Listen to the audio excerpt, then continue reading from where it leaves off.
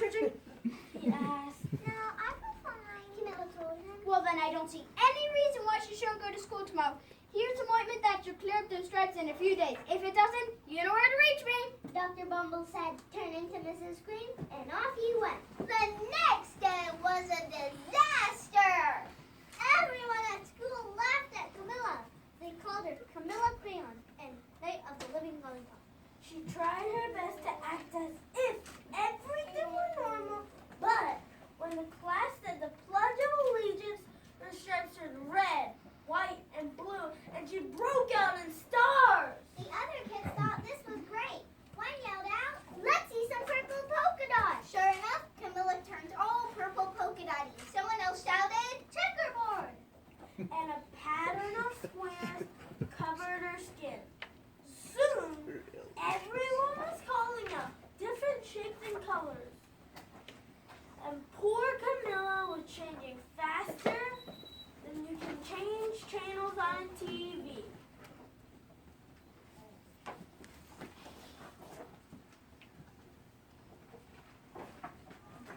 That night, Mr. Harms, the principal, called. I'm sorry, Mrs. Cream. I'm going to have to ask you to keep Camilla home from school. She's just too much of a distraction, and I've been getting phone calls from the other parents. They're afraid those stripes may be contagious. He said. Camilla was so embarrassed. She couldn't believe that 2 days ago everyone liked her. Now nobody wanted to be in the same room with her. Her father tried to make her feel better. Is there anything I can get you, sweetheart? He asked. No, thank you, sighed Camilla. What she really wanted was a nice plate of lima beans, but she had been laughed at enough for one day.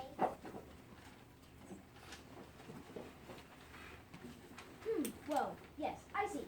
I think I better bring in the specialist. We'll be right over, Said Dr. Bumble to Mrs. Cream on the phone that night.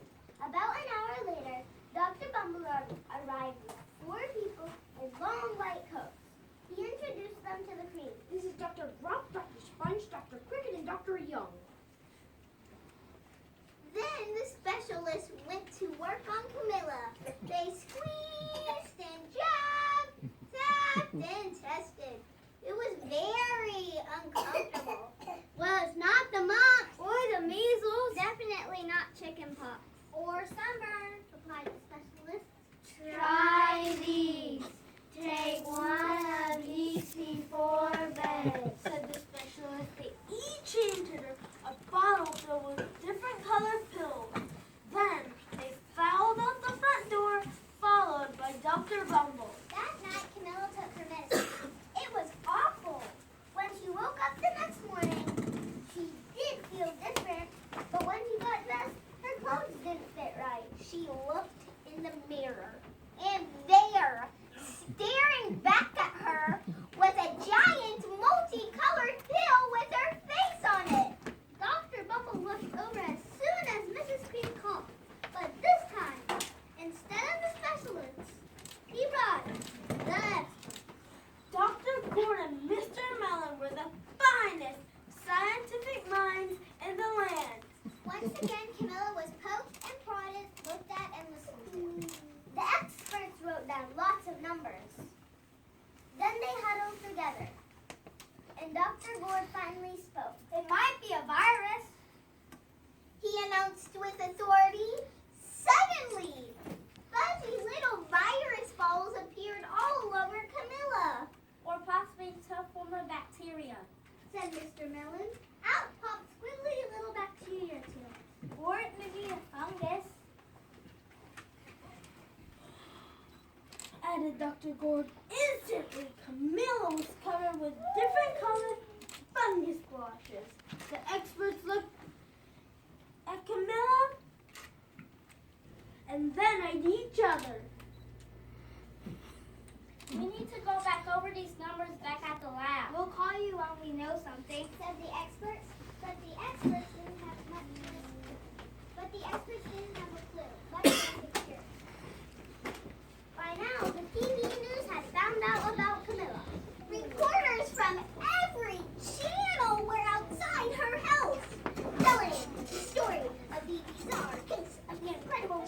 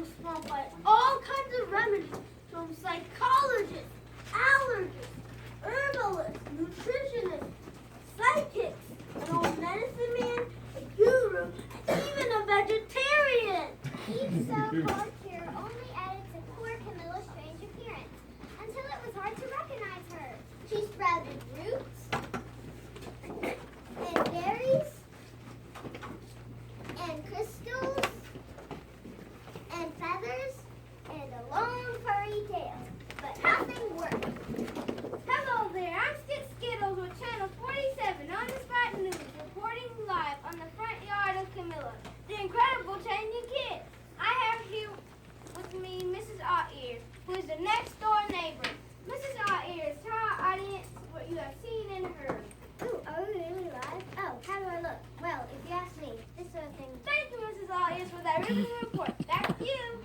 One day, a woman who called herself an environmental therapist claimed that she could cure Camilla. She said,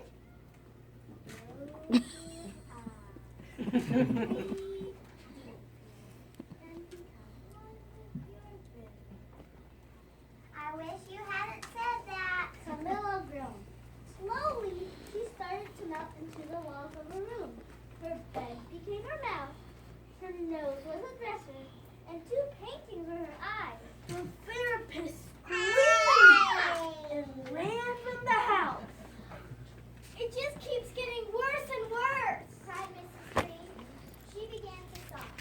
At that moment, Mr. Green heard a quiet little knock at the front door. He opened it, and there stood an old woman who was just as plump and sweet as a strawberry. Excuse me, but I think I can help. She said brightly. She went into Camilla's room and looked around. What we have here is a bad case of the stripes. One of the worst I have ever seen. She said with a shake of her head. She pulled the container of small green beans from her bag.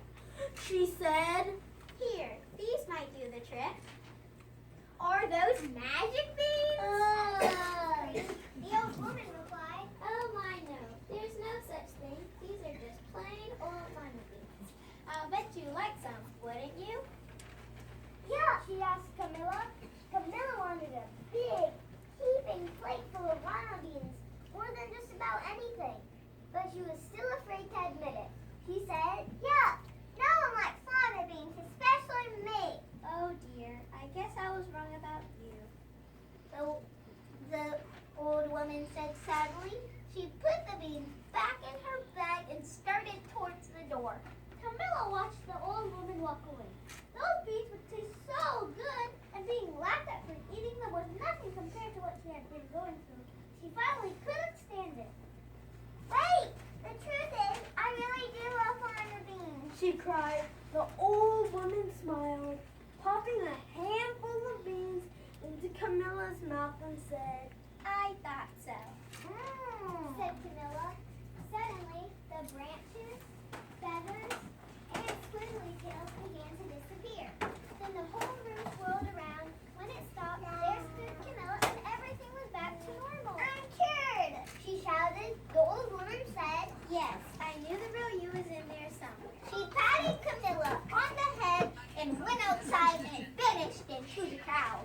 Afterward, Camilla wasn't quite the same. some of the kids at school said she was weird, but she didn't care a bit. She ate all the lima beans she wanted, and she never had even a touch of the stripes again. The end. Tribute to our very good friend Shel Silverstein, and we worked really hard in telling stories because a poem is a story, and we have to work on timing, when to pause, when to have a soft voice, a loud voice, and I know this morning they did an exceptional job. I mean, the poems that are sad were sad, and the poems that were funny, so they did a great job, and I know you will enjoy this a great deal. Fancy Dive. The fanciest dive that was ever done was done by Melissa of Coconut Grove. She bounced on the board and flew into the air with a twist of her head and a twirl of her hair. She did 34 jackknives, backflips, and spun, quadruple gainers, and reached for the sun, and then somersaulted 9 times and a quarter, and looked down and saw that the pool had no water. The Little Boy and the Old Man. Said the little boy. Sometimes I drop my spoon. Said the little old man, I do that too. The little boy whispered, I wet my pants. I do that too, laughed the little old man. Said the little boy, I often cry. The old man nodded, so do I. But worst of all, said the boy, it seems, Grown-ups don't pay attention to me. and he felt the warmth of a wrinkled old hand. I know what you mean, said the little old man. Peanut butter sandwich.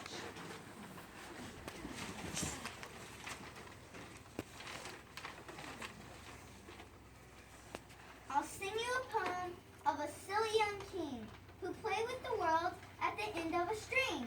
But he only loved one single thing, and that was just a Peanut butter sandwich.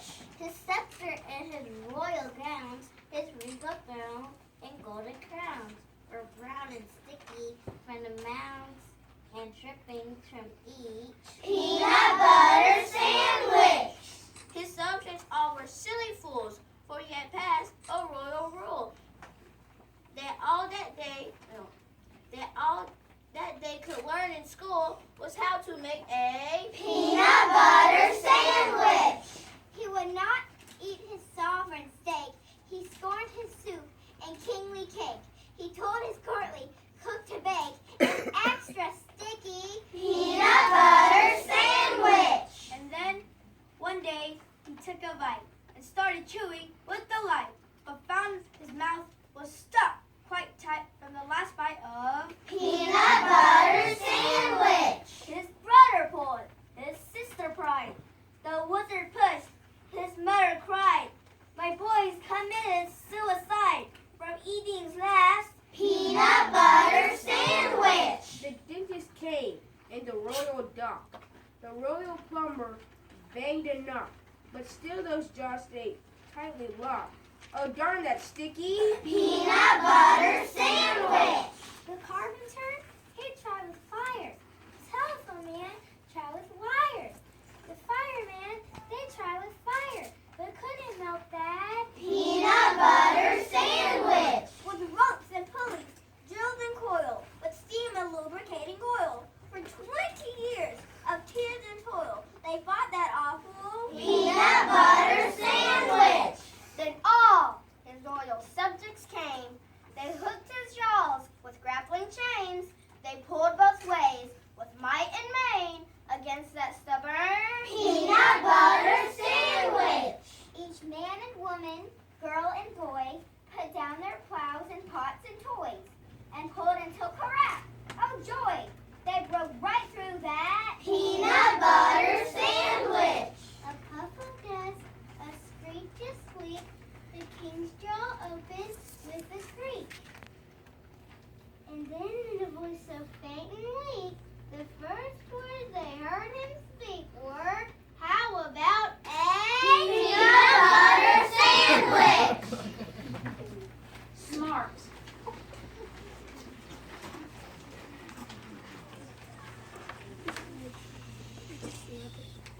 My dad gave me $1 bill because I'm a smart son, and I swapped it for 2 shiny quarters because 2 is more than 1. And then I took the quarters and traded them to Luke for 3 dimes. I guess you don't know that 3 is more than 2. Just then along came old blind Babe, and just because he can't see, he gave me 4 nickels for my 3 dimes, and 4 is more than 3. And I took the nickels to Hiram Coombs down at the seafood store, and the fool gave me 5 pennies for them, and 5 is more than 4. And then I went and showed my dad, and he got red in the cheeks and closed his eyes and shook his head. Too proud of me to spite. Ladies first. Pamela Purse yelled, Ladies first! pushing in front of the ice cream line. Pamela Purse yelled, Ladies first! grabbing the ketchup at dinner time. Climbing on the morning bus, she'd shove right by all of us. And there'd be a tip or a fight or a fuss. When Pamela Purse yelled, Ladies first! Pamela Purse screamed. Ladies first! When we went off on our jungle trip, Pamela Purse said her thirst was worse and guzzled our water every sip. And when we got grabbed by that wild savage band who tied us together and made us all stand in a long line in front of the king of the land, a cannibal known as Fry M. of Dan, who sat on his throne in a bib so grand, the lick on his lips and a fork in his hand, as he tried to decide who'd be first in the pan. From back of the line, in that shrill voice of hers, Pamela Purse yelled, Ladies first! Deaf Donald.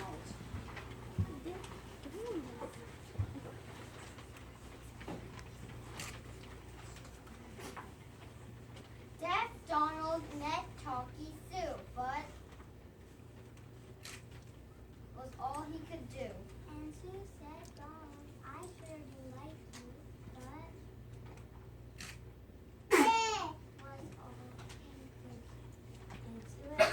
sit as Donald. Do you like me too? But was all he could do. Goodbye then, Donald. I'm leaving you, but was all he could do. And she left forever. So she never knew that means I love you. No difference.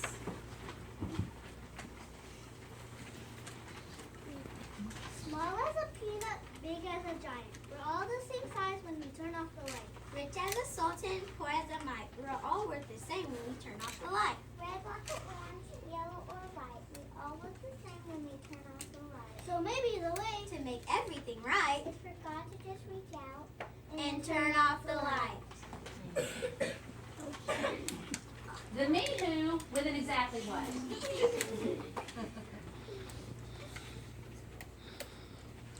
Knock knock. Who's there? Me. Me who? That's right. What's right? Me who? That's what I want to know. That's what you want to know. Me who? That's exactly. Exactly what? Yes, I have an exactly what on a chain. Exactly what on a chain? Yes. Guess what? No, exactly what? That's what I want to know. I told you. Exactly what? Exactly what? Yes. Yes what? Yes, it's with me. What's with you? Exactly what? That's what's with me. Me who? Yes. Go away. Knock knock.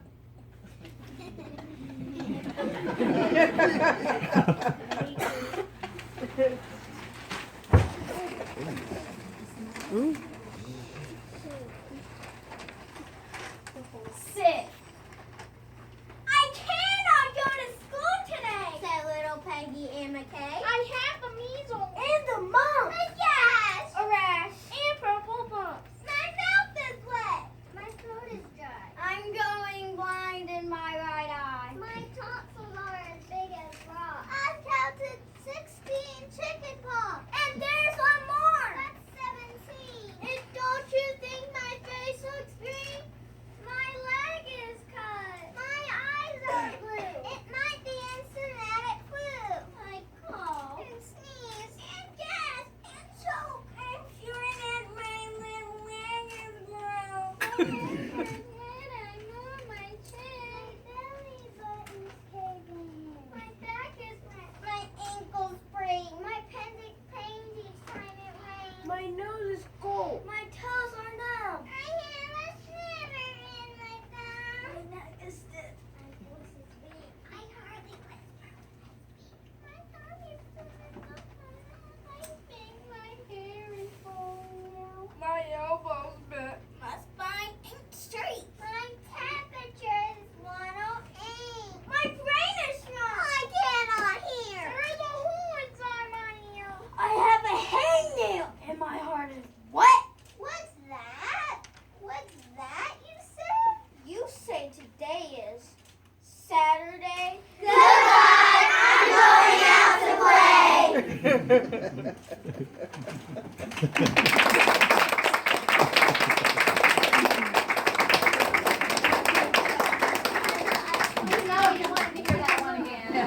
play.